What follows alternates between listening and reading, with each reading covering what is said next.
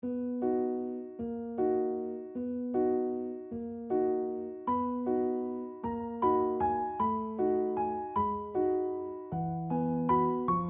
one of my videos, it was proved that Rei Ayanami from Evangelion has been the inspiration for Rani the Witch and her lore. To do so, we compared their similar aesthetic, their names, their jiggling clones, and their biological parents, a mother and a crucified god impaled by a spear.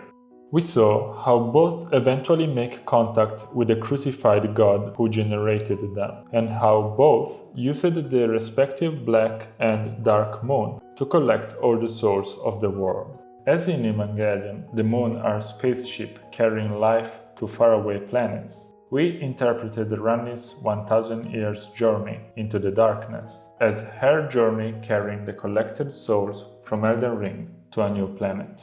We speculated, therefore, that the next game by Hidetaka Miyazaki would have been set within the moon during the 1000-year space travel, or directly on the planet where the moon would have landed.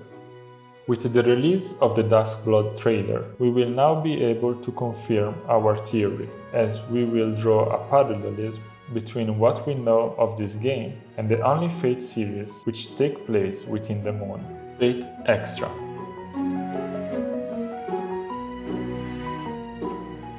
In Fate Extra, planet Earth is dying, while the Moon is revealed to carry a supercomputer called Mooncell, capable to simulate a virtual world, so that everyone attempts to upload their souls into the Moon to escape the cataclysm. This is exactly what we claim Ranni does with the souls in Elden Ring, carrying them inside the Dark Moon while leaving a broken world behind.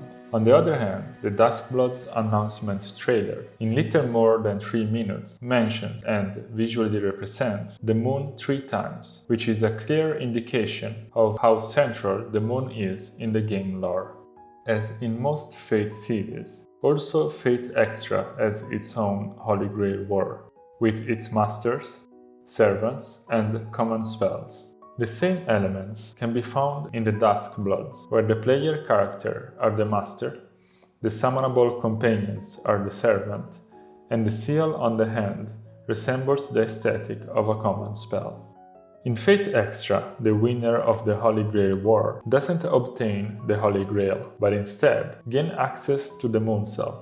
This reflects to the Duskbloods, where the object of desire shifts from the Elden Ring to the First Blood, which also has to do with the moon. Reddit user Howard D. Marsh, indeed, has noticed that in the trailer we hear about the moon tears, while in another scene we see the representation of a knight rising a chalice under a moon which looks like an eye, most probably to catch moon tears. Considering that the knight with the chalice is a clear reference to the Holy Grail holding the blood of Jesus Christ, the moon tears collected in this chalice could be identified as blood as well, and specifically the first blood which is sought by the player. Given the established similarities between the Holy Grail and the Elden Ring, we might therefore confirm that, as in Fate Extra the Holy Grail has been substituted by the Mooncell, so in the Duskbloods the Elden Ring has been substituted by the Moon First Blood.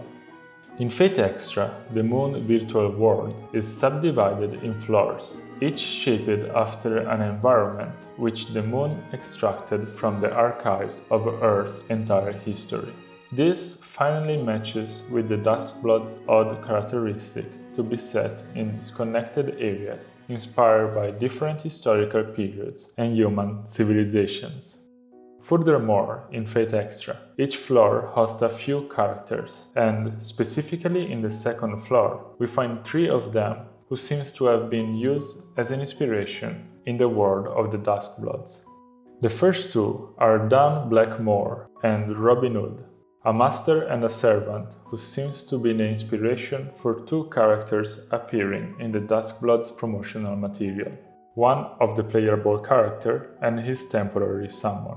The remaining character is Ranni the Eighth, about who we will talk in the next chapter.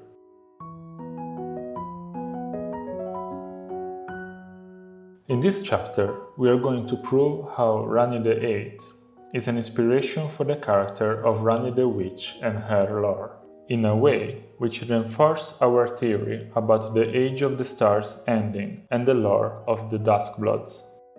To start with, Rani the Eighth and Rani the Witch have similar names, sharing a common origin from the Sanskrit word Ranji, meaning queen. Rani the Eighth carries indeed a bindi, which makes her of Hindu origins, while Rani the Witch, as an Empyrean, is destined to become a queen and wears a crown over her head. Another similarity related to Hinduism is a connection to the god Shiva, as Rani the Eighth's bindi symbolizes the third eye, while the aesthetic of Rani the Witch reminds of Shiva's blue skin and 4 arms. Both characters possess artificial bodies, appear to have several clones of themselves, and share a personality which can be associated with the Kudere archetype.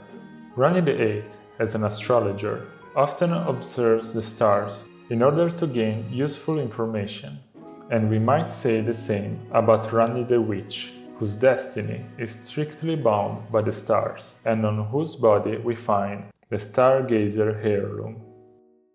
In Fate Extra, Rani the Eighth uploads her soul into the moon cell, with a goal to determine if the moon could be a new arch for the souls of humanity, which perfectly matches with our previous theory about Rani the Witch taking the souls collected by the player character and carrying them into the moon. Here a fast recap of the theory so far. In our old video, we have predicted that the next game by Miyazaki would have taken place within the dark moon of Rani the Witch. During this series, we have proved the universe of Fate to have inspired Elden Ring, and in this episode, we provided several convincing clues for Fate Extra to have inspired the Duskbloods. In this new context, our original prediction is further supported by Fate Extra being set inside the moon, and the prominent relevance of the moon in the lore of the Duskbloods. With the parallelism between Rani the Eighth and Rani the Witch, we can now draw one more connection between the Age of the Stars ending and the world of Fate Extra, so that we might indeed confirm the Duskbloods to be a sequel to Elden Ring.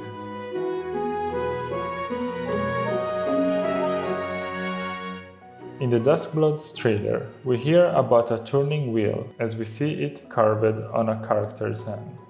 In Fate Extra, this wheel is called Chakravartin, which in Sanskrit means wheel turning king, a giant turning wheel governing the rules of the world. The name Chakravartin refers to the Hindu wheel of Dharma, embodying the cosmic order of the universe, and by comparing the traditional representation with the wheel of the Duskbloods, we notice several similarities, especially the Janist variant, which is placed over a hand. In Elden Ring, Rani mentioned how she intends to create a new order, and the dialogue implies that this order will not be implemented on the current planet, but far away in the moon, during the space travel in the sky. As she put her order in direct contraposition to the Golden One, we can assume that also this order, as the Elden Ring, is about the rules which govern reality, which is exactly what the Wheel of Dharma represents in Hinduism. Rani being the one establishing the order of the wheel in the Duskbloods would make her similar to Chakravartin in Fate Extra, which is supported by her Indian design and her hand poses. This was the final episode of the series. Honestly, I had more, but those will have to wait for now. I would like to thank my wife for her patience during many weekends of writing during last year, and my family, who always ask updates about my YouTube projects, even though they can't understand them. I would also like to send my good wishes to my aunt Anna, who is always so sweet with me and my family. Please consider backing my book The Soulsborne Thesis on Kickstarter, link in the description. Thank you for watching.